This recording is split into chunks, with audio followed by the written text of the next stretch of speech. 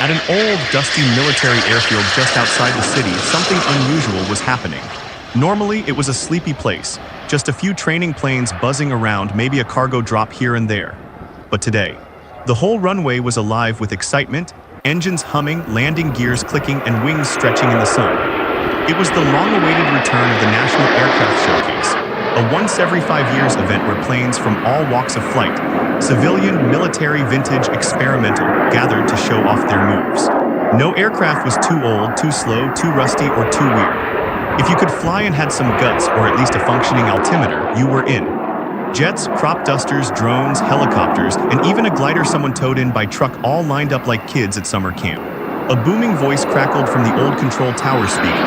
Welcome, aircraft of all kinds. Skies are clear, winds are light, and the crowd is ready. This is your chance to shine, show off those wings, and try not to crash into the snack stand. First up, Boeing 777, the International Long-Haul Prince. Smooth, sleek, and polished like he'd just rolled out of a luxury hangar. He taxied to the runway like he was walking a red carpet. With twin engines purring, he took off with such elegance you'd think he was gliding on silk. He looped once, then touched down so gently that you could have balanced a glass of champagne on his wing. The crowd erupted. Even the air traffic radar gave him a standing ovation, if radars could stand. Nearby, a small regional ATR-72 muttered, "Sure, try doing that on a gravel runway in the middle of a thunderstorm."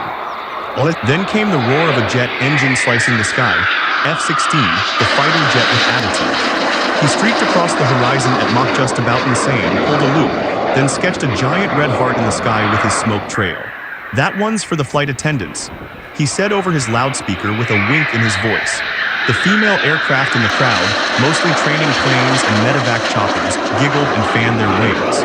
Boeing 777 kept cool, but his landing lights flickered a little faster than normal. Just when everyone thought they'd seen the best of the best, a vintage WWII propeller plane coughed and wheezed his way onto the runway.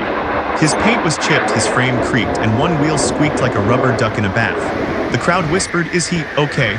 But then with a mighty roar, well, more like a grumble, the old-timer took off. And boy, did he fly. Barrel rolls, tail spins, controlled divings. It was like watching an old war movie on fast forward. Every twist and turn was full of heart. When he finally landed, not a sound was heard. Then the entire field burst into cheers. Even F-16 looked impressed. "Respect," he said, "that's a real flyer." Next, all eyes turned to the oddball of the bunch. A crop duster named Uncle Two, flown in from a farming village 2 counties over. With faded yellow paint and a pair of oversized spray tubes, he didn't exactly scream aerobatics. But as the speakers started blasting a remix of "She Thinks My Tractor's Sexy," Uncle Two lifted off and began drawing smoky shapes in the sky, a rice plant, a water buffalo, even a farmer's hat. The crowd went wild. "I may not be fast," Uncle Two said as he touched down with a little hop, "but I help the crops grow. That counts for something, don't it?" Then came the surprise performance. A tiny drone zipped into the sky, spinning like a top, flashing LED lights like it had come straight from a DJ booth. It was putting on a mini dance party when swoosh. A pigeon swooped in out of nowhere and started dive-bombing the drone.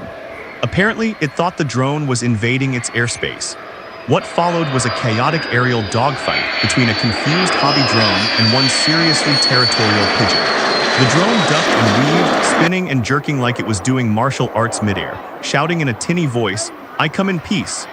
The control tower had to dispatch a rescue chopper to chase off the bird, which flapped off angrily to go yell at a weather balloon instead. Finally, the planes gathered near the hangar for awards. Most bets were on Boeing 777, F-16, or the veteran warbird. But the announcer cleared his throat and said, "The grand prize for most outstanding performance goes to Uncle Two, the crop duster." Gasps, then applause. For originality, heart, and giving everyone a reason to smile, the judge said. F-16 whooped and revved his engine. He earned it. Boeing 777 gave a polite wing nod. The old warbird chuckled, "Back in my day, we flew to survive. These days, flying to make folks happy, that's even braver." The drone got a special medal for unintentional comedy, and the pigeon was banned from entering a 2-kilometer radius of any future shows. As the sun dipped below the horizon, painting the sky with gold and lavender, the aircraft began to head home, some to big city airports, some to quiet barns, and one drone to a teenager's backpack. They all carried the same thought with them. You don't need to be the biggest, fastest, or flashiest plane in the sky. Fly with heart and you'll always soar.